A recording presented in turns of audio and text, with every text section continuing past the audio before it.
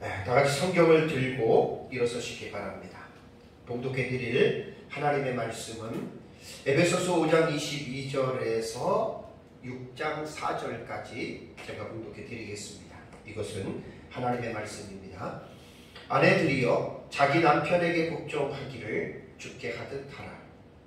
이는 남편이 아내의 머리됨이 그리스도께서 교회의 머리됨과 같음이니 그가 바로 몸의 구주시니라. 그러므로 교회가 그리스도에게 하듯 아내들도 범사에 자기 남편에게 복종할지니라. 남편들아 아내 사랑하기를 그리스도께서 교회를 사랑하시고 그 교회를 위하여 자신을 주신 같이 하라. 이는 곧 물로 씻어 말씀으로 깨끗하게 하사 거룩하게 하시고 자기 앞에 영광스러운 교회로 세우사 티나 주름 잡힌 것이나 이러한 것들이 없이 거룩하고 흠이 없게 하려 하심이라.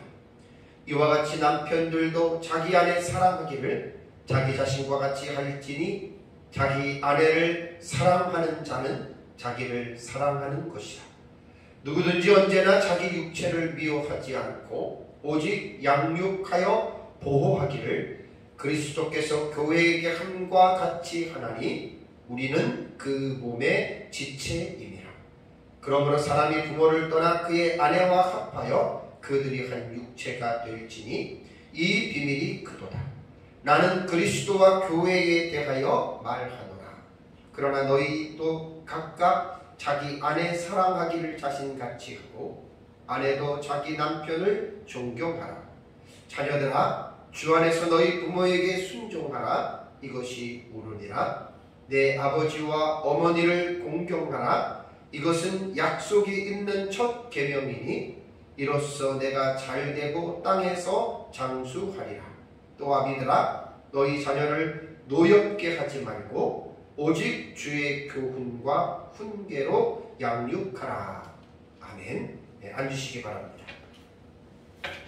바울은 그리스도인들에게 가정의 중요성을 일깨워주기 위해서 에베소서 5장 22절부터 6장 5절까지 가족 상호 간에 행해야 할 윤리에 대해서 교훈을 하고 있습니다. 그래서 제가 조금 전에 봉독해드린 이 본 단락은 일명 가정 준칙으로 불리웁니다. 좀 준칙이라고 하는 말이 어려운데 이 준칙이라고 하는 뜻은 표준으로 적용할 규칙이나 법칙이라는 말입니다. 그러니까 이제 에베소서 5장 22절에서 6장 4절까지는 그리스도인들의 가정에서 표준으로 이것을 적용할 일어나 규칙이라고 하는 이제 이러한 말입니다. 종교개혁자 마틴 루터는 이것을 가리켜서 하우스타펠이라고 불렀다고 합니다. 이 하우스타펠이라고 하는 뜻은 가정 구성원들이 지켜야 할 규정들이라는 말입니다. 그래서 하우스타펠은 가정의 규범 혹은 가정의 의무로도 번역이 됩니다. 그래서 제가 오늘 설교 제목을 잡기를 가족의 구성원들이 상호 지켜야 할 준칙이라고 하는 좀 어려운 말을 썼는데 준칙은 뭐 규범으로 생각해도 되고 혹은 의무라고 이제 생각을 해도 됩니다. 그래서 이제 가정에 대해서는 너무나 중요하고 그렇기 때문에 이제 신약 성경의 여러 부분에서도 뭐 골로새서, 디모데전서, 디도서, 베드로전서 등 이제 신약 성경에 가정에 대한 교훈들이 이제 많지는 않아도 그래도 이제 곳곳에 기록이 되어져 있습니다. 에베소서에 기록된 이 가정에 대한 교훈은 가정 내에 일어나는 모든 내용을 교훈하고 있지는 않습니다. 그래서 이제 가정에 대해서 지켜야 할 어떤 중요한 그 부분들만, 핵심들만 이제 교훈하고 있다라고 하는 사실을 기억을 해야 됩니다. 사실 우리 가정이라고 하는 것이 얼마나 중요한지 우리 그리스도인들에게 있어서도 사실은 절대적이라고 말할 수 있을 만큼 기독교의 가정, 또 뭐 믿든지 안 믿든지 간에 가정의 역할은 너무너무 중요합니다. 그래서 이제 바울은 에베소 교회 성도들에게 가족 상호 간에 행해야 할 이러한 준칙들이 바로 그리스도의 가정의 윤리에 속하는데, 이제 이 부분에 대해서 오늘 좀 전체적으로 첫 시간이기 때문에, 가정에 대한 내용 첫 시간이기 때문에 오늘 봉독해 드린 말씀을 전체적인 어떤 윤곽적으로 내가 간략하게 말씀을 드리고, 그 다음에 이제 뒷부분에 가서 이제 가정의 구성원이 어떻게 구성이 되는지 오늘은 여기까지만 여러분들에게 이제 가정에 대한 서론의 시간으로 여러분들에게 말씀을 드리려고 합니다. 우선 제가 읽어드린 5장 22절에서 6장 4절의 내용을 보면은, 4절까지 내용을 보면은 5가지의 단락으로 구분이 됩니다. 5가지 단락으로 구분이 되는데, 우선 5장 22절에서 24절이 한 단락인데, 이 내용은 아내가 남편에게 어떻게 행해야 되느냐, 아내가 남편에게 행해야 할 그 의무에 대해서 교훈하고 있고요. 그 다음에 4절밖에 안 됩니다, 이거는. 그런데 25절에서 32절은 반대로 남편이 아내에게 어떻게 행해야 되는지에 대한 이 내용으로서 아내가 남편에게 행해야 될 내용에 배가 되는 그러한 많은 분량의 내용이 됩니다. 다음에 세 번째 단락은 이제 에베소 5장 33절 한 절로서 남편과 아내가 이제 서로에게 어떻게 행해야 되느냐, 결론적인 그 의무에 대해서 5장 33절에는 이야기를 하고, 다음에 6장으로 넘어가서 6장 1절에서 3절은 이제 가정의 구성원들 중에 자녀들이 부모에게 어떻게 행해야 되느냐, 그 부분에 대해서 교훈하고 있습니다. 그 다음에 마지막 5번째 단락은 이제 6장 4절에 아비들이 자녀들에게 어떻게 행해야 하는지에 대한 이제 이 부분에 대해서 이제 교훈을 하고 있습니다. 5월은 이제 가정의 달이라고 하죠. 그래서 모든 가정은 사실 다들 행복한 가정이 되기를 원합니다. 저도 마찬가지입니다. 그러나 가정이 행복해지는 것은 행복해지기를 갈망한다고 저절로 가정이 아름다워지거나 행복해지는 것이 아닙니다.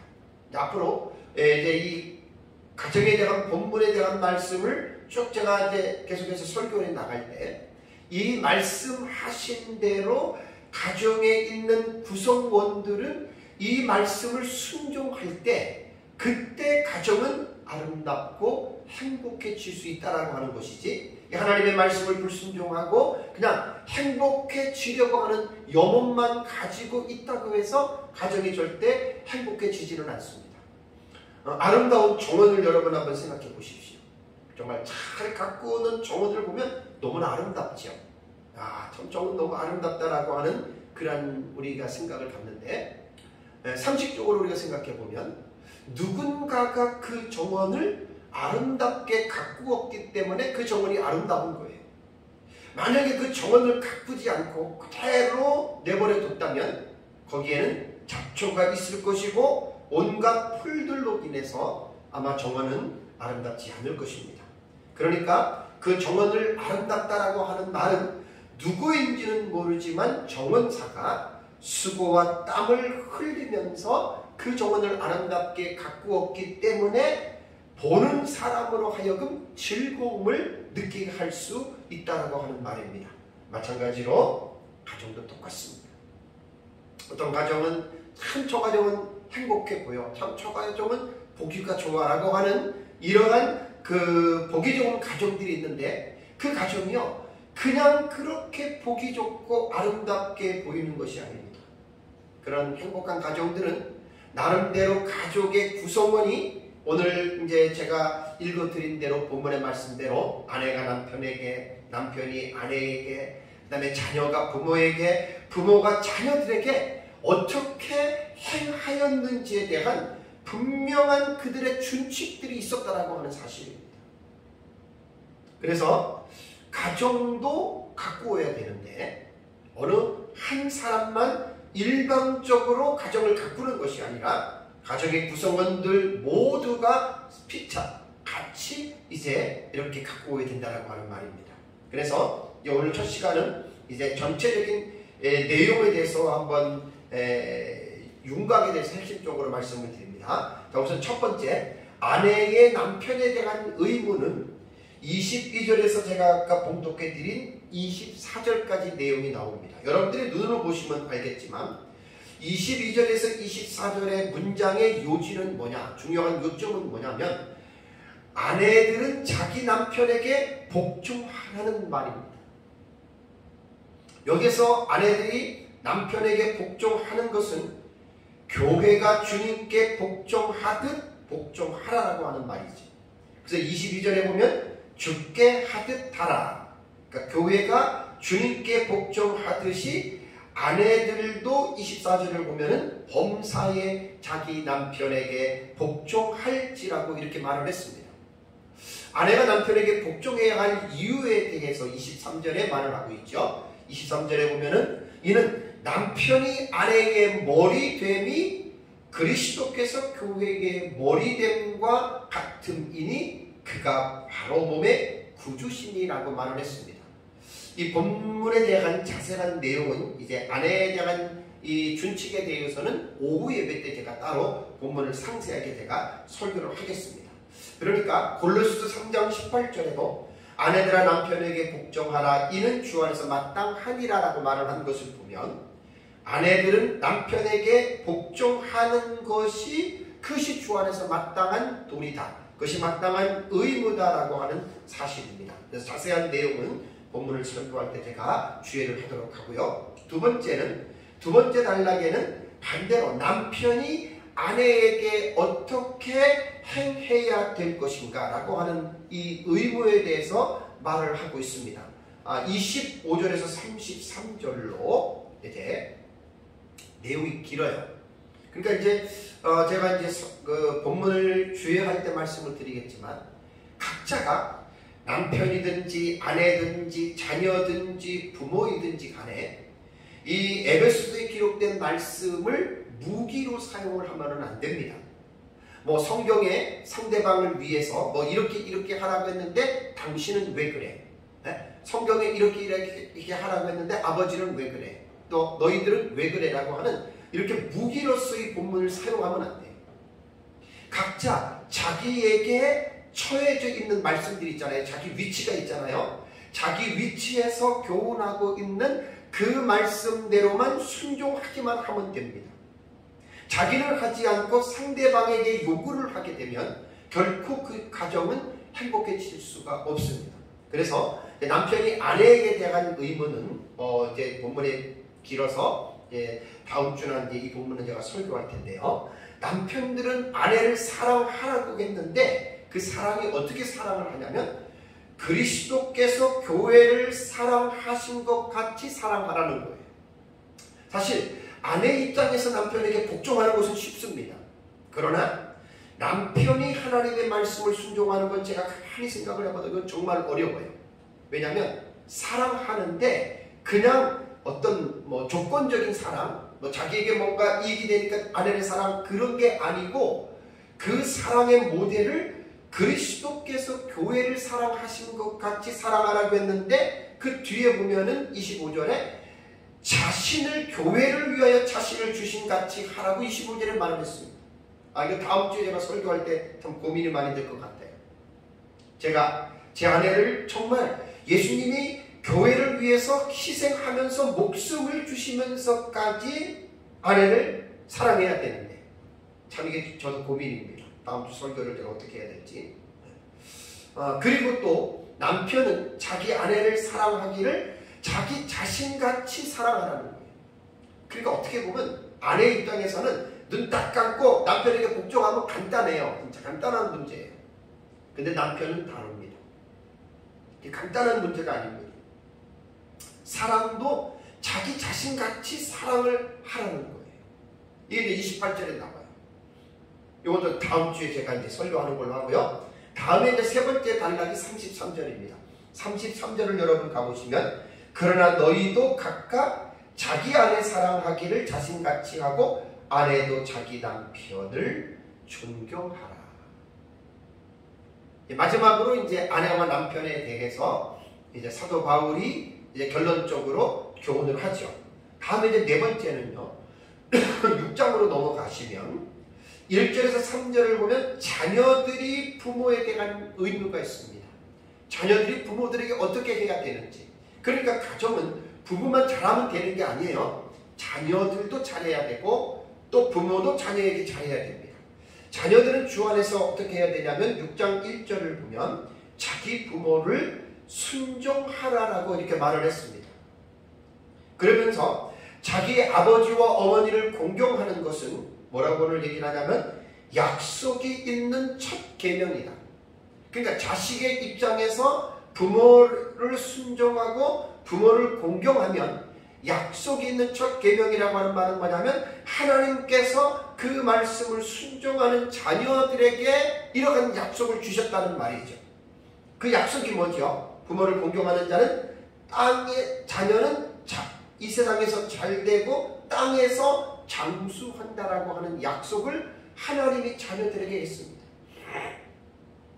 저는 이제 저희 부모님은 다 돌아가시고 저희 장모님 이제 생존하시고 또 우리 아이들이 셋이 있습니다. 참 저도 제 부모님은 오래전에 돌아가셔서 참 그렇고 저희 또 이제 장인어른 장인어른 오래전에 또 돌아가셨는데 늘 생각을 해요. 우리 예수 믿는다라고 하는 것은 하나님의 말씀을 믿는 것이거든요. 그리고 이 말씀은 그냥 이론적과 지식적인 것이 아니라 이 말씀을 순종하는 자가 복을 받는 거예요. 저는 이제 자식 입장에서 혹은 부모 입장에서 제가 생각을 해보는데 이 내리사랑이라고 보면 부모보다도 자식을 사랑하는 게 어쩔 수 없는 것 같아요. 저도 가만히 제 삶을 보면 또 우리 아이들도 시집가가지고 이제 이렇게 보면은 또 손자들도 있는데 어쩔 수 없는 것 같아요. 때로는 부모 입장에서 약간 서운한 마음이 있기는 하지만 내 자신을 돌이켜보면 저도 그랬어요.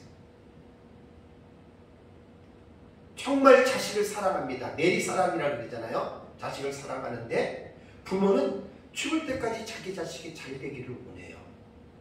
그 참수하기를 원하는 게 부모의 마음인데 자녀가 잘 되는 비결은 하나님의 약속이 부모 공경입니다. 그래서 내 자식이 잘 되려면 참 이게 엎드려서 절받기라 그러잖아요. 그 자녀들이 알아서 해야 됩니다. 그래서 이 본문은 또 내가 본문을 설교할 때 그때 자세하게 말하는 것으로 하고요. 마지막에 이제 5번째 단락은 뭐냐면 6장 4절입니다. 6장 4절을 보시면 또 아비들아 너희 자녀를 노엽게 하지 말고 오직 주의 교훈과 훈계로 양육하라. 부모들이 어떻게 자녀를 양육해야 되느냐, 어떻게 교육해야 되느냐. 저도 아이들 셋을 기르면서 정말 뭣도 모르고 그냥 아이들을 길렀던 것 같아요. 지금 생각하면 아쉬운 부분들이 너무나 많은데 이미 다 지나간 시간들입니다. 골로새서 3장 21절에도 아비들아 너희 자녀를 노엽게 하지 말지니 낙심할까 함이라. 그러니까 부모는 자녀를 노엽게 하면 안 돼요. 노엽게 하면 자녀가 낙심해요. 이건 제가 이제 자녀 교육의 이 부분에서 설교를 할 때 좀 더 자세하게 심리적으로도 교육학적으로도 이 부분은 제가 좀 준비해서 설교를 하려고 합니다. 왜냐하면 부모가 자녀를 어떻게 양육했느냐에 따라서 그 자식이 성장하거든요. 에베소서와 이 병행 본문이 골로새서죠. 에베소서와 병행 본문이 골로새서인데 아주 에베소서와 골로새서는 쌍둥이 서신이라 그러잖아요. 아주 거의 구조가 비슷해요. 가정에 대해서도 똑같습니다. 골로새서 3장 18절과 21절을 보면은 골로새서는 에베소서보다는 아주 간략하게 설명을 했습니다. 한번 찾아보실까요? 골로새서 3장 18절에서 22절을 보면은 병행 본문인 골로새서에서는 어떻게 말을 하고 있냐면 아내들아 남편에게 복종하라 이는 주 안에서 마땅하니라 그것만 말을 했습니다. 19절에 보면 남편들아 아내를 사랑하며 괴롭게 하지 말라라고 간략하게 얘기를 했고 20절에는 자녀들아 모든 일에 부모에게 순종하라 이는 주 안에서 기쁘게 하시는 것이라 한 절로 말을 했고 21절에도 아비들아 너희 자녀를 노엽게 하지 말지니 낙심할까 함이라라고 한 절씩 간략하게 골로새서에는 이렇게 이야기를 했습니다. 어쨌든 이 부분들은 제가 병행에 가면서 가정에 대한 본문에 대한 설교를 할 때 같이 말씀을 이제 드리도록 하겠습니다. 에베소서는 아까도 말씀드린 대로 가정에 대한 모든 지식을 교훈하고 있지 않습니다. 요점만 간략하게 이제 이렇게 말씀을 했잖아요. 근데 여러분, 가정이 과연 이렇게 단순한 공동체일까요? 그렇지 않습니다. 저도 가정에서 이제 결혼한 지 34년째인데 정말 가정은 그렇게 단순한 것이 아닙니다. 미국의 가정사역자인 버지니아 사티어라고, 미국 사람들은 세러를 합니다. 세러 이렇게 부르는데 우리말로 그냥 쓰면 사티어가 되는데, 아주 오래전에 옛날에 한 20몇 년 전에 제가 가정사역 공부할 때 그 책도 본 게 있어요. 그래서 가정사역자인 버지니아 사티어는 가정에 대해서 뭐라고 이야기를 했냐면, 가정은 소우주와 같다라고 표현을 했습니다. 그만큼 가정이라고 하는 것은 매우 복잡한 공동체라는 거예요. 알 것 같지만 확실하게 알 수 없는 미스테리한 이 공동체가 가정이라는 것인데, 인간은 각 개개인의 특색이 있습니다. 지금 인구가 80억이 넘었는데 80억 인구 중에 개인은 유독 하나입니다. 그러니까 80억이라고 하는 인구가 똑같은 어떤 부류가 있는 게 아니라 80억 각자 모두가 다 고유한 각각의 특성을 가지고 있는 거예요. 그러니까 가정이 어떻게 형성이 되냐면, 80억 중에 하나님 유일한 독특한 한 사람과 또 다른 독특한 한 사람이 둘이 만나서 가정을 여러분 이루는 거예요. 그래서 이제 결혼을 하게 되면은 처음엔 좋지만 곧바로 이제 상대를 탐색하는 그 기간에 들어가면 이제 갈등이 일어나고, 갈등을 통해서 또 부부 싸움이 일어나고, 싸움을 통해서 이제 서로를 알아가기 시작합니다. 또 이제 가정에서 이제 자녀가 출생하잖아요. 자녀가 출생하면 이제 가족의 일원이 됩니다. 가정에서 가족의 일원이 되는데, 그 아이도 전 세계에 수 80억 이상이 넘는 그 가족, 그 사람 속에서 그 아이만이 가지고 있는 아주 자기만의 독특한 개성이 있습니다. 우리 둘째 딸이 시집을 가서 손주를 낳는데 지금 17개월이거든요. 그러니까 볼 때마다 너무너무 신기한 게, 애기예요. 17개월. 말도 제대로 못해요. 근데 뭔가 자기 기분에 안 맞으면 어른이 신경질을 내는 것처럼 이 아이도 신경질을 내는데, 와, 참 어떻게 저 조그마냐. 그러니까 우리가 볼 때는 조그마지만 하나의 완전한 독립적인 인격체라는 말입니다. 그 아이만 가지고 있는, 그러니까 부모만 가지고 있는 독특한 개성이, 그 아이들도 독특한 개성을 가지고 태어난다는 말이에요. 그래서 가정이 이제 자녀를 하나, 둘, 셋, 넷 낳기 시작하면 점점 그 조합이 더 복잡해지고 깊어집니다.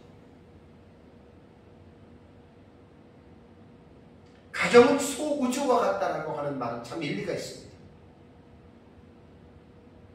저도 제 아내와 34년을 살지만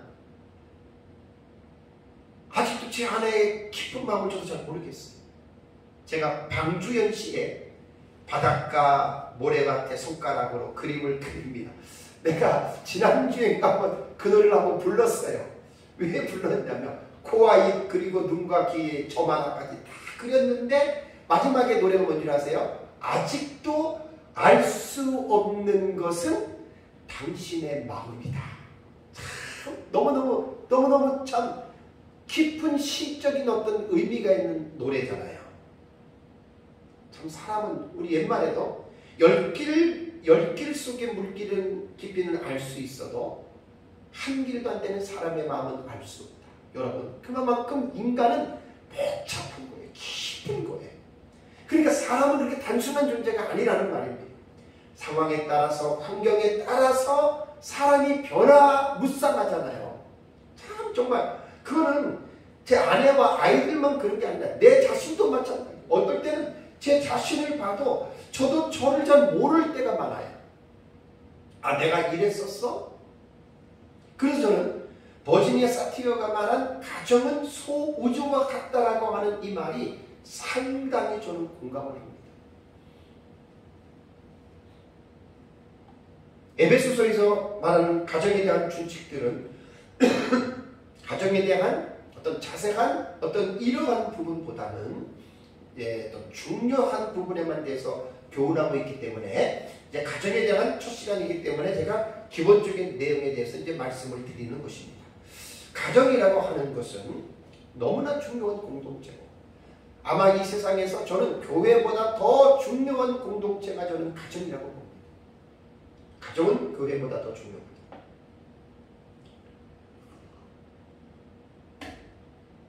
사실 교회의 출발도 가정이잖아요. 가정이 너무나 중요한 공동체. 가정이라고 하는 우리말의 사전적 의미를 보면 집가자의 뜰 정자입니다. 부부를 중심으로 그 부모나 자녀를 포함한 집단과 그들이 살아가는 물리적 공간인 집을 포함한 생활 공동체를 통틀어서 가정이라고 말을 합니다. 그리고 가족이라고 하는 우리말의 의미는 집가자의 결의 족자를 사용을 하는데 부부를 중심으로 하여 그로부터 생겨난 아들, 딸, 손자, 손녀 등으로 구성된 집단을 가족이라고 이렇게 말하죠. 가정이란 사회 최초의 공동체로서 가정이 어떠하느냐에 따라서 사회도 여러분 영향을 받습니다. 왜냐하면 가족의 구성원이 사회를 이루고 가거든요.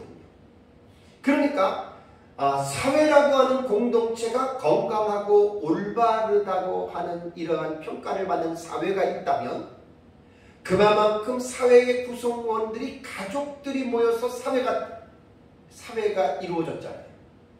그만큼 가정이 건강하다는 이야기예요. 반대로 사회가 퇴폐적이고 병들고 사회가 올바르지 못하다라고 하는 말은 뭐냐면 그 사회를 구성하고 있는 가족들이 올바르지 못하기 때문에 그렇습니다.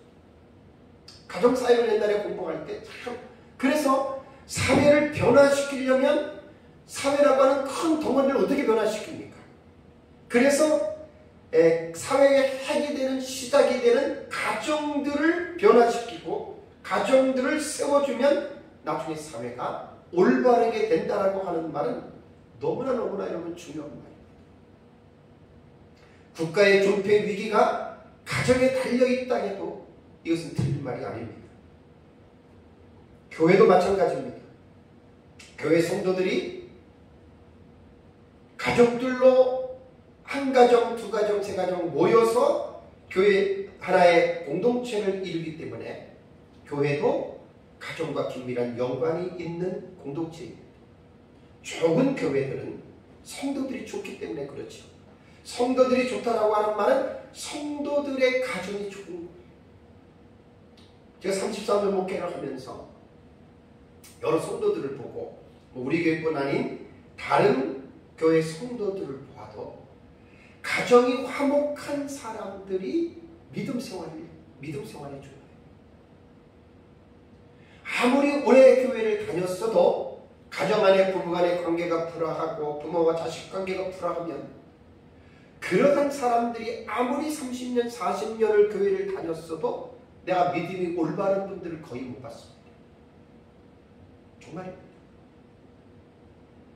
건강하고 올바른 교회가 무엇이냐? 제가 목회를 33년을 하면서도 제가 목회를 33년 하면서 제가 가지고 있는 목회 철학이 있습니다. 옛날에 한 23, 4년 전에 제가 이제 가정사역을 공부를 하면서 그때 영향을 받은 건데 교회는 사람을 많이 모으는 것도 중요하지만 자기 교회 안에 있는 가족을 하나님 말씀으로 목회자는 바르게 세워주는 것이 교회가 해야 할 가장 우선이고 가장 중요한 일이라고 하는 것을 저는 24년 전에 가정사역을 공부하면서 저는 사실 그때 깨달았습니다. 이 말은 목회자가 성도들의 가정을 올바르게 세워주기 위해서는 목회자의 가정이 중요합니다. 목회자의 가정이 화목하지 않고 목회자의 가정이 본을 보이지 않는 가운데서 어떻게 성도들에게 올바른 아름답고 화목하고 행복한 가정이 되라고 성도들에게 교육을 하겠습니까? 참 목사로서 가슴 아픈 분야이기는 합니다.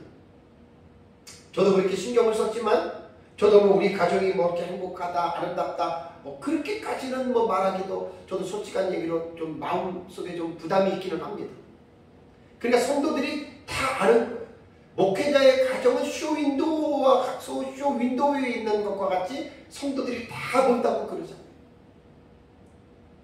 그래서 옛날에 가정사역을 공부를 하면서 많이 제가 은혜를 받았습니다. 그래서 저도 나름대로 가정사역을 공부를 하면서 아이들을 기르면서 저도 완전하게는 기를 수는 없어도 상당히 저도 나름대로 제 아내와 힘쓰고 애써서 아이들을 교육한다라고 그렇게 저도 했습니다. 그래서 교회는 뭐 여러 가지의 어떤 중요한 요소들 해야 할 일들이 많지만 그래서 저는 목회의 최우선으로 꼽아야 된다면 제가 좀 강조하고 싶은 거는 교회는 성도들의 가정을 말씀으로 올바르게 세워서 그 성도들의 가정이 가족 안에 상호 이 앞으로 계속 설교해 나가는 내용들입니다.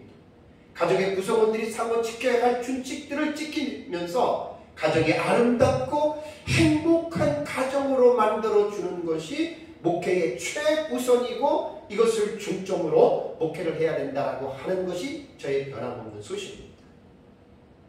그렇다면 가정은 어떻게 형성이 되는가? 성경 전체를 보면은 이제 가정이 형성이 되는 것은 이제 사람과 사람이 만나는 거잖아요. 그래서 인간이 어떻게 존재하게 되었는지는 크게 두 가지 학설이 있죠. 창조론과 진화론입니다. 우리 기독교는 진화론을 믿지 않고 창조론을 믿습니다. 그래서 창세기 1장을 보면은 하나님께서 6일 동안 말씀으로 천지 만물을 창조하셨죠. 첫째 날은 천지와 땅을 만드시고 빛과 어두움을 이제 나누셨다. 이게 첫째 날에 하나님이 만드신 것이고 둘째 날은 궁창 위의 물과 궁창 아래의 물로 나누면서 둘째 날은 대기권의 공기를 만드신 거예요. 참 신비한 거예요. 둘째 날. 셋째 날은 물과 묻을 구별하여 땅의 각종 채소와 나무들을 만드셨고 넷째 날은 하늘의 궁창에 해와 달과 별들을 만드시고 해로 낮을 주관하게 하시고 달로 밤을 주관하게 하셨죠. 다섯째 날은 물속의 각종 생물들과 공중의 각종 새들을 만드셨고 여섯째 날에 가서 땅의 가축과 기는 것과 짐승을 종류대로 만드신 후에 마지막으로 사람을 만드셨습니다. 제가 지금 말씀드리는 것은 창조론의 입장에서 지금 말씀을 드리는 것입니다. 사람이 다른 피조물과 다른 것은 사람은 삼위일체 하나님의 형상과 모양으로 만드셨다라고 이제 말을 하고 있죠. 사람을 만드시는 과정은 좀 다릅니다. 창세기 2장에 보면은 2장 7절에 여호와 하나님이 땅의 흙으로 사람을 지으시고 육체를 만드셨죠. 다음에 생기를 그 코에 불어넣으시니 영혼입니다. 사람이 생명이 됐다. 리빙 소울, 살아있는 존재가 된 겁니다. 그러니까 하나님이 사람을 만들 때 이제 흙으로 육체를 만들고 영혼을 불어넣어서 살아있는 존재가 되었기 때문에 인간은 육체와 영혼이 함께 공존하고 있는 존재다라고 하는 것을 여러분 기억을 해야 됩니다. 자, 이것이 하나님이 처음에 만든 사람인 아담입니다. 그 다음에 하나님이 만드신 사람이 두 번째 사람인 여자인 하와인데 이 여자를 만드는 과정을 보면은 좀 의미가 있습니다. 자, 창세기 2장 18절 볼까요? 창세기 2장 18절을 보면 여호와 하나님이 이르시되 사람이 혼자 사는 것이 좋지 아니하니 내가 그를 위하여 돕는 배필을 지으리라는 말을 하십니다.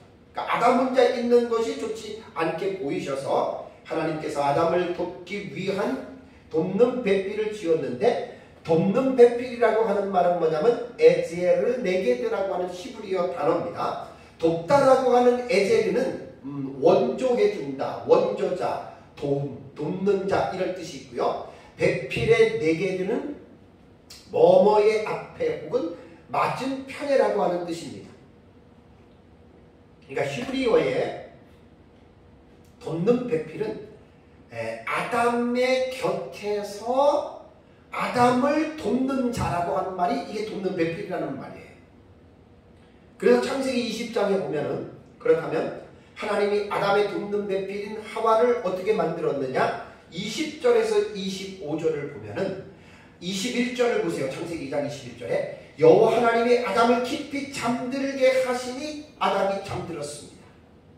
그리고 거기에서 아담 속에 있는 갈빗대 하나를 하나님이 취하셨다. 그리고 그 갈빗대 하나를 취하고 그 갈빗대 하나를 떼낸 곳에 살로 대신 채우시고 그 다음에 아담에게 취하신 그 갈빗대 뼈를 가지고 여자를 만드신 거예요. 특이하지 않습니까?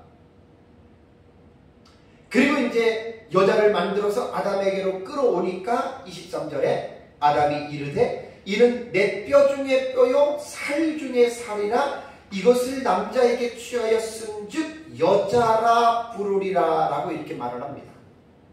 그리고 24절을 보면 이러므로 남자가 부모를 떠나 그의 아내와 합하여 둘이 한 몸을 이룰지로다 라는 말을 합니다. 이게 최초의 가정이 형성이 되는 거예요. 그러니까 이 부부라고 하는 것이 우리는 남이라고 이야기를 하지만 창조적인 원리적인 면으로 볼 때는 아내는 남편의 갈비뼈로 만드는 한 몸이 되는 거예요.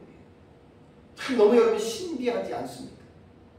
그리고 나서 이제 이 가정이 부부가 결혼을 하면 가정을 이루는데 그러고 나서 이제 창세기 4장 1, 2절을 보면 아담이 그의 아내 하와와 동침하며 하와가 임신하여 가인을 낳고 그 다음에 2절을 보면 그가 또 가인의 아우 아벨을 낳았는데 라고 하면서 가정 안에 가족들이 이제 이게 태어나게 되는 것이죠. 그래서 성경은 가정의 구성원인 가족들에 대해서 어떻게 우리에게 말을 하고 있는가? 여러분 이거 되게 중요합니다. 가정에는 남편과 아내, 그 다음에 아들과 딸, 손자들 이렇게 이제 가족들이 구성이 되잖아요. 뭐 우리는 그리스도인들은 계시 의존 사색을 통해서 우리는 생각을 하는 거거든요. 그러니까 곧 하나님의 말씀을 근거로 하고 하나님의 말씀을 가지고 말씀대로 우리는 여러분 믿고 따라가는 거예요.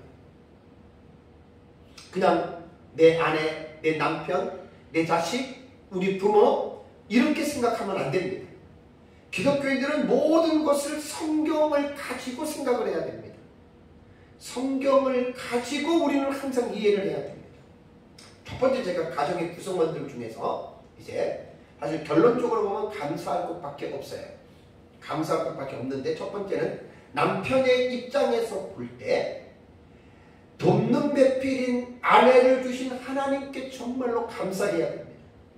오늘 가정에 대한 첫 번째 서론 시간에서는 가족 모두가 가족의 구성원이 서로를 주신 그 가족을 위해서 정말 우리는 하나님께 감사가 넘쳐야 됩니다. 잠언 18장 22절을 볼까요? 잠언 18장 남편 입장에서 이제 말씀을 제가 정리한 겁니다. 잠언 18장 22절을 보면은 아내를 얻은 자는 복을 얻고 여호와께 은총을 받은 자니라 라는 말이 나옵니다. 바른 성경을 보면은 아내를 얻은 자는 행복을 찾은 자이다 라는 말이 나옵니다. 자, 본문의 말씀은 뭐죠? 남편들에게 결혼한 남자에게 말하는 거예요. 결혼한 남자들에게 결혼을 했느냐? 자, 아내를 얻었느냐? 그렇다면 당신은 행복을 찾은 자다. 곧 복을 받은 자라는 말입니다. 그리고 여호와께로부터 은총을 받은 자라고 말을 합니다. 이것은 모든 결혼한 남자들이 동일합니다. 뭐 아내의 외모가 어떻게 생겼든지 아내가 어떠한 여건을 갖추고 있든지 거기에서 말하는 것이 아닙니다. 아내가 키가 작던 크던 뭐 그 상관없습니다. 결혼을 했다면 정말 하나님의 섭리 안에서 결혼을 했다면 자기 옆에 아내가 있다면 아내의 조건을 따지지 말고 이미 복을 받은 거예요. 행복을 찾은 거예요. 그리고 아내가 있다라고 하는 이 하나 자체만으로도 남편은 여호와께 귀한 은총을 받은 자다. 여러분 말씀을 믿어야 돼요. 우리 성경을 볼 때 하나님의 말씀이기 때문에 이 말씀이 진리입니다. 이 말씀이 맞는 것입니다. 저는 사실 결혼해서 신혼 때 얼마 되지 않아서 신학교 다닐 때죠. 이 말씀을 문득 읽었는데 그때 얼마나 제가 감사했는지 몰라요. 하나님 앞에. 물론 결혼할 때 아내로 인해서 감사했지만 그 말씀이 우리에게 어떤 소스를 주는 거예요. 잠언 18장 22절에 아내를 얻은 자는 복을 얻고 여호와의 은총을 받은 자리라 이 말을 읽고 제가 이 말씀으로 인해서 너무나 감사했습니다. 제 아내가 기억할지 모르겠네요.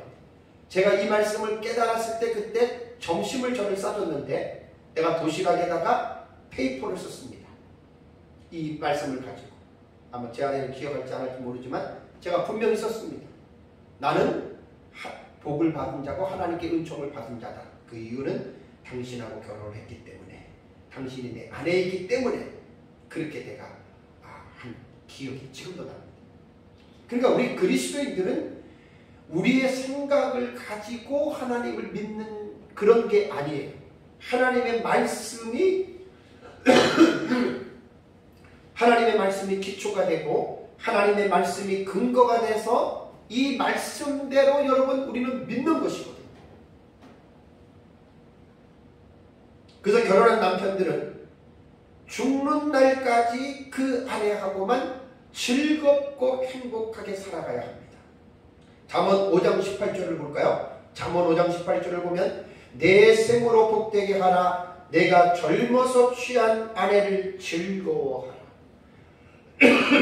모든 남편들은 죽을 때까지 젊어서 취한 그 아내 하나만 가지고 한 여인만 가지고 죽을 때까지 즐거워하면서 살아야 된다. 그래서 남편 입장에서 볼 때 가족의 구성원인 아내가 내 옆에 있다면 그것으로 인하여 하나님 앞에 감사가 넘치는 삶을 살아야 된다라고 하는 말입니다.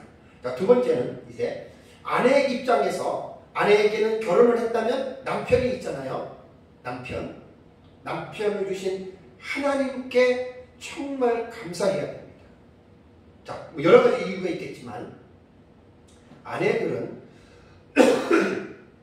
부족하고 연약한 존재로 태어난 겁니다. 이 말은 뭐냐면 보편적으로 볼 때 그렇다는 거죠.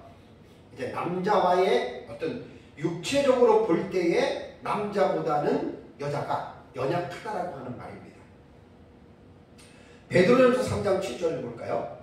베드로전서 3장 7절을 보면은 남편들아 이와 같이 지식을 따라 너희 아내와 동거하고 그를 더 연약한 그릇이요 또 생명의 은혜를 함께 이어받을 자로 알아 귀히 여기라. 이것은 남편이 아내를 위해서 준 말씀이지만 여기서 제가 뭘 말씀드리려고 하냐면 아내와 동거하는데 아내는 더 연약한 그릇이라는 거예요. 아내는 연약한 그릇이라는 거예요. 그래서 조금 전에 말씀드린 대로 아내는 여자로서 신체적으로 남자에 비해서 더 연약한 존재입니다.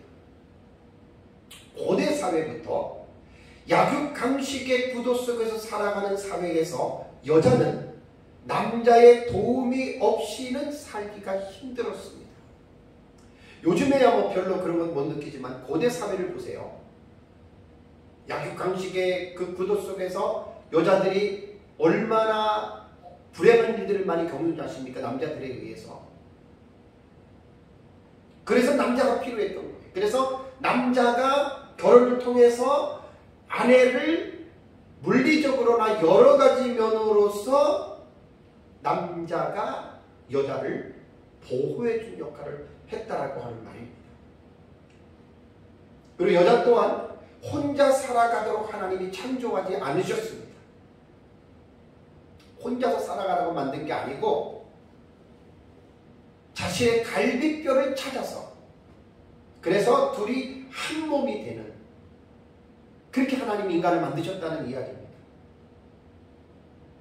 특별한 독신이라고 하는 어떤 은사가 아닌 이상에는 남녀가 결혼을 해야 됩니다.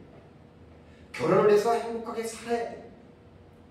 그래서 결혼을 했다면 아내들이 결혼을 했다면 옆에 남편이 있다면 남편이 있다는 그 사실 하나만으로도 하나님 앞에 감사해야 됩니다. 자, 조금 전에 제가 결혼한 남편들에게 옆에 아내가 있다면 옆에 있는 것 자체로 감사하는 게 있잖아요. 이 아내도 마찬가지입니다. 뭐 남편이 뭐 돈이 많느냐, 뭐 남편이 잘생겼느냐, 뭐 남편의 조건이 어떻느냐 그런 걸 따지면 안 돼요. 아내도 마찬가지고 남편도 마찬가지예요. 서로 배우자에 대해서 무엇을 따지고 무엇을 원하면 여러분 되지 않습니다. 왜냐하면 이 세상에서는 비교하면 끝도 없습니다. 하나님이 다 서로에게 맞게끔 자기의 짝을 준 거예요. 그래서 그 짝들을 가지고 비교하면 안 됩니다. 그건 욕심입니다. 욕심. 그렇게 하지 말고 내가 결혼을 했다. 내 옆에 남편이 있다. 내 옆에 아내가 있다. 그러면 그 있는 것으로 인하여 하나님에게 우리는 복을 받은 자다. 그래서 그것으로 인해서 하나님께 감사해야지 세상 사람들과 비교해서 옆에 있는 아내는 어땠고 옆에 있는 남편은 어떻고 저 집은 어떻고 저 집은 우리보다 더 낫고 자꾸만 이렇게 비교하게 되면 감사를 할 수가 없게 됩니다. 그건 잘못된 것입니다. 그렇게 해서는 안 됩니다. 그냥 옆에 존재하는 것 자체로만 결혼한 그 자체로만 서로의 배우자를 보고 우리는 하나님 앞에 감사하는 마음을 가지고 살아야 그 가정이 행복해질 수 있습니다. 세 번째는 부모 입장에서 이제 결혼해서 자식을 낳잖아요. 자, 자식을 주신 하나님께 감사해야 됩니다. 자, 시편 127편 3절을 볼까요? 시편 127편 3절을 보면 보라, 자식들은 여호와의 기업이요 태의 열매는 그의 상급이로다 라고 하는 말이 있습니다. 자식이 어떠한 존재인지를 그 정체성을 분명하게 시편 127편은 말을 하고 있지. 여기 기업이라고 하는 이 나할라라고 하는 이 단어는 상속 재산이다 혹은 유산이다 혹은 물려받은 것이다 혹은 소유를 의미합니다. 그러니까 결혼해서 자식을 낳았다 그러면 그 자식은 하나님께서 그 부모에게 주신 소유고 그 부모에게 주신 상속한 재산이라는 말입니다. 너무 기가 막히지 않습니까? 이 상급이라고 하는 말도 사카르라고 하는 이 히브리어 단어가 삭 혹은 임금, 보수, 상급, 보상, 상급이라는 뜻입니다. 모든 부모들에게 낳은 자식들은 하나님께서 그 부모에게 주신 기업, 삭시예요. 상금입니다. 상금 혹은 상급이라고도 말을 합니다. 얼마나 여러분 귀에 복된 산물인지 몰라요. 결혼을 해서 자식을 낳았다? 이것도 조금 전에 말씀드린 대로 자식이 뭐 키가 크느니 코가 오똑하느니 이쁘니 이쁘지 않느니 이런 거 따지면 안 돼요. 옛말에 고슴도치도 제 자식이 제일 예쁘다라고 하는 말이 있죠. 이게 맞는 말입니다. 왜냐하면 사람의 외모를 평가하는 데 있어서 뭐 잘생겼느니 못생겼느니 이 기준은 각자 개인의 주관적인 것입니다. 우리는 사람들의 기준과 평가를 가지고 저 사람 잘생겼느니 못생겼느니 여러분 우리는 이렇게 말을 하면 안 됩니다. 왜 그런 줄 아십니까? 사람은 누가 만드셨습니까? 하나님이 창조하신 것입니다. 하나님이 각 사람의 개인을 독특하게 하나님이 만들었기 때문에 하나님 입장에서는 모두가 다 잘난 것입니다.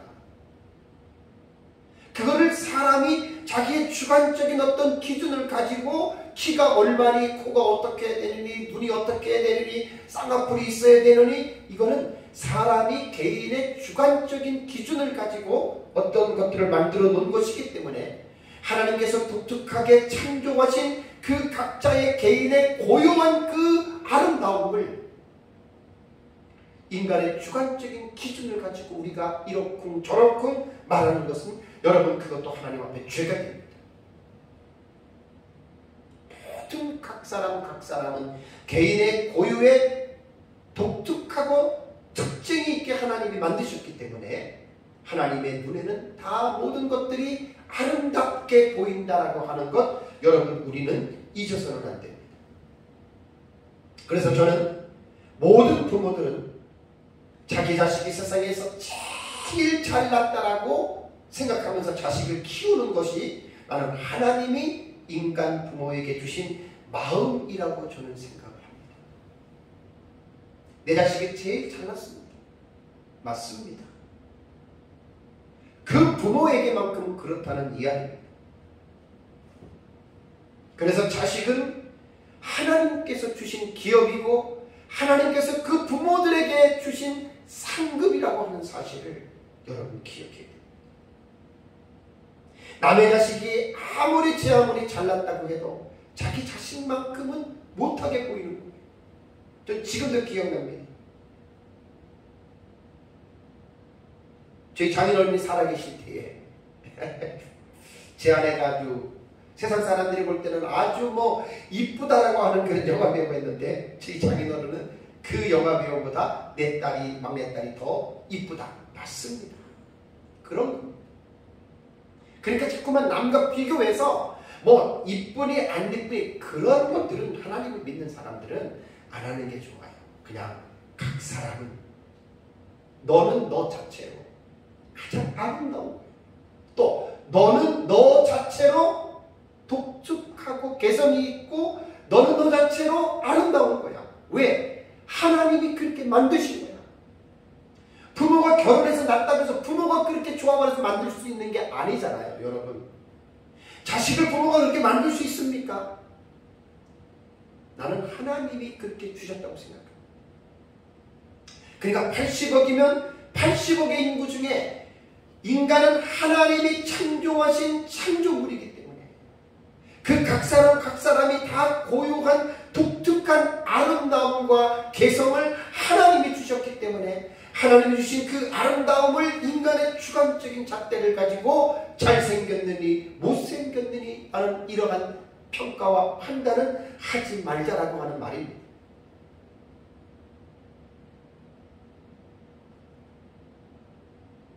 자신은 여호와의 주신 기업이고 상급입니다. 그러니 얼마나 감사합니까? 그 다음에 조부모는 잠언 17장 6절을 보면은 손자는 노인의 면류관이에요. 저는 손자가 셋입니다. 전 면류관이 셋이 있습니다. 고등학교 2학년, 중학교 3학년, 지금 17개월. 전 손자가 지금 셋이 있습니다. 저에게 면류관입니다. 다른 사람의 면류관이 아니라 제 면류관입니다. 우리 딸들이 낳은 자식들은 그 부모에게는 기업과 상급이지만 조부모가 되는 할아버지에게는 그게 면류관이라는 말이에요. 너무 멋있습니다. 근데 이것도 내 면류관이기 때문에 멋있는 거지 다른 사람들은 그렇게 보지 않습니다. 그게 당연한 겁니다. 보고 봐도 너무 멋있잖아요. 이 노인에게 주시는 하나님의 면류관. 이게 뭐냐면 가정 안에서 일어나는 하나님의 복이라는 말입니다. 아들의 아들들은 마사성경을 보면은 잠언 17장 6절을 아들들의 아들은 노인에게 왕관이다. 그래서 손자가 이쁜 거예요. 할아버지 할머니들 눈에는 손자가 그래서 이쁜 거예요.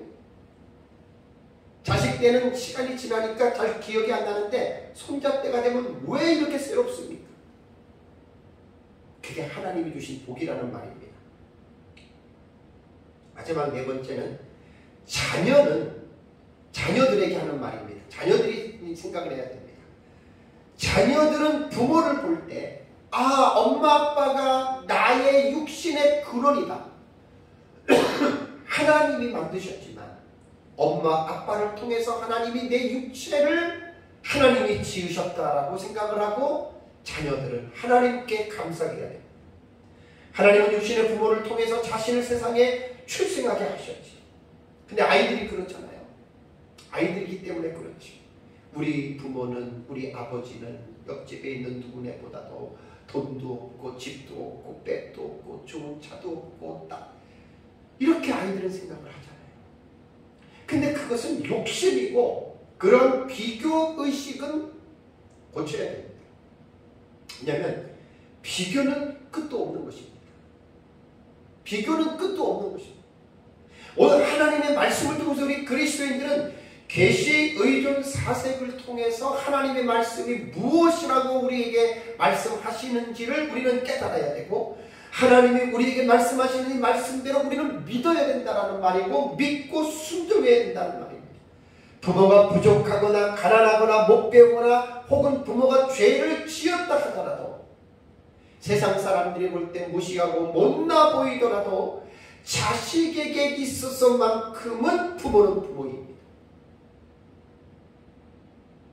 그 부모 없이 자기가 세상에 태어날 수가 없었죠. 그래서 자식은 부모의 어떤 소유의 어떤 많고 적음을 떠나서 또 부모가 어떤 위치에 있느냐 그걸 떠나서 내게 부모가 있다라고 하는 그 사실 하나 자체만 가지고도 자식들은 하나님 앞에 무한 감사를 해야 됩니다. 여러분 부자의 이 관계는 부모와 자식의 관계는 인간의 선택으로 이루어지는 것이 아니지 않습니까? 전적으로 하나님의 주권에 달려있지 않습니까? 내가 자식을 낳고 싶어서 낳습니까? 하나님이 주셨으니까 자식을 낳은 것 아닙니까? 또 자식은 내가 이 부모 밑에서 태어난다라고 생각해서 그 부모 밑에서 태어난 자식이 여러분 누가 있겠습니까? 자식이 부모를 선택할 수 없습니다. 부모도 자식을 선택할 수 없습니다. 부모와 자식의 관계는 100% 하나님의 주권과 하나님의 섭리 속에서 자식을 낳은 것이고 자식은 그 부모에게서 태어난 것이기 때문에 자식들은 다른 부모와 비교하지 말고 나를 태어나게 한 육신의 근원인 그 부모로 말미암아 하나님 앞에 감사하는 그런 마음이 있어야 됩니다. 사랑하는 성도 여러분, 인류 사회의 최초의 공동체는 가정입니다. 하나님이 이 땅에 주신 많은 복된 산물들 중에 가정은 인간에게 주신 하나님의 복 중의 복입니다.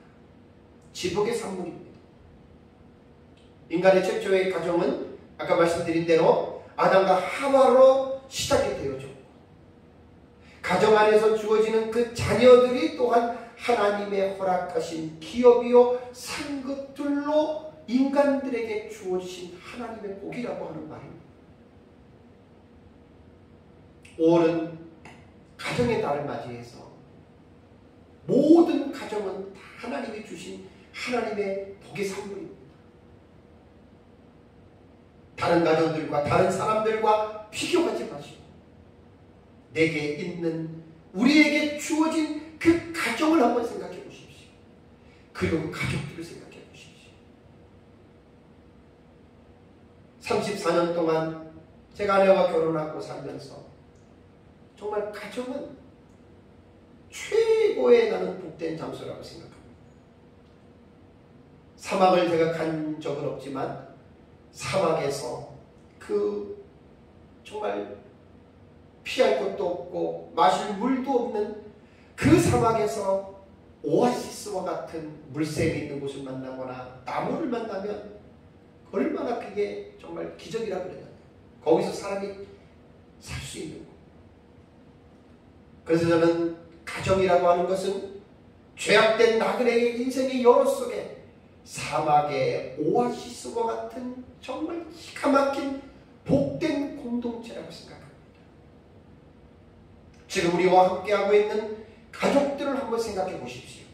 부부, 자녀, 부모, 조부모, 이 모든 가족들은 내가 원해서 선택한 것이 아니라 하나님이 우리에게, 나에게 하나님께서 허락하신 최고의 복된 존재들이라고 하는 것을 기억하고 가정을 주신 하나님 앞에 감사하면서 하나님께 영광 올려드리는 삶을 살아가시기를 주님의 이름으로 축복합니다. 다 같이 함께 기도하겠습니다.